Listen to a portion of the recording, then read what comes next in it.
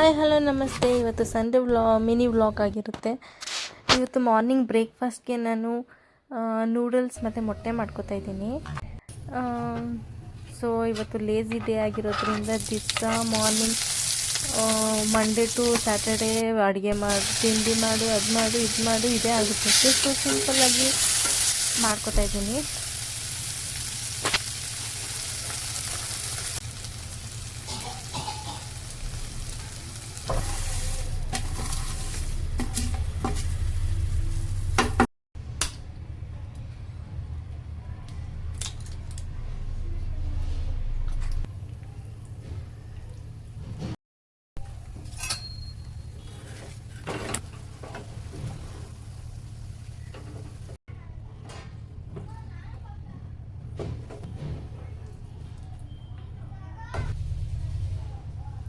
Tiffin ಎಲ್ಲ ಮುಗಿಸ್ಕೊಂಡು ಇವತ್ತು ನಮ್ಮ ಡಾಗ್ಗೆ ಟ್ರೈನಿಂಗ್ ಬಗ್ಗೆ ವಿಚಾರಿಸೋಣ ಅಂತ ಹೇಳಿಬಿಟ್ಟು ಯುವ ಪ್ರಪಂಚ ಅನ್ನೋ ಟ್ರೈನಿಂಗ್ ಕ್ಲಾಸ್ ಹತ್ರ ಹೋಗಿದ್ವಿ. ಅದು ಬಂದುಬಿಟ್ಟು ಹೆಸರುಘಟ್ಟದಲ್ಲಿರೋದು.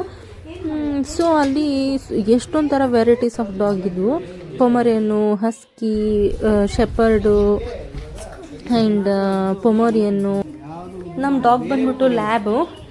ಆ್ಯಕ್ಚುಲಾಗಿ ಆ ಕೇಚಲ್ಲಿ ಇರೋ ಡಾಗ್ ಹೆಸರು ಬಂದ್ಬಿಟ್ಟು ಮ್ಯಾಕ್ ಅಂತ. ಅದು ಎಷ್ಟು ಚೆನ್ನಾಗಿ ಮಾತು ಕೇಳ್ತಿತ್ತು ಅಂತಂದರೆ ಅದಕ್ಕೆ ಆಲ್ರೆಡಿ 2 months ಅಂತೆ. ಸೊ ಆ ಡಾಗ್ನ ಆಲ್ರೆಡಿ 1 month ಬೋರ್ಡಿಂಗ್ ಬಿಟ್ಟಿದ್ದಾರೆ. ಅದು ಎಷ್ಟು ಚೆನ್ನಾಗಿತ್ತು ಅಂತಂದರೆ ಕಿಸ್ ಕೊಡು ಅಂದರೆ ಕೊಡ್ತಿತ್ತು, ಹೈಫೈ ಮಾಡು ಅಂದರೆ ಹೈಫೈ ಮಾಡ್ತಿತ್ತು, ಬಾ ಅಂದರೆ ಬರ್ತಿತ್ತು, ಶೇಕಿಂಗ್ ಕೊಡು ಅಂದರೆ ಕೊಡ್ತಿತ್ತು, ಪ್ರತಿಯೊಂದು ಮಾಡ್ತಿತ್ತು. ಅಷ್ಟು ಕ್ಯೂಟ್ ಇತ್ತು ಆ ಡಾಗ್ ಮಾತ್ರ.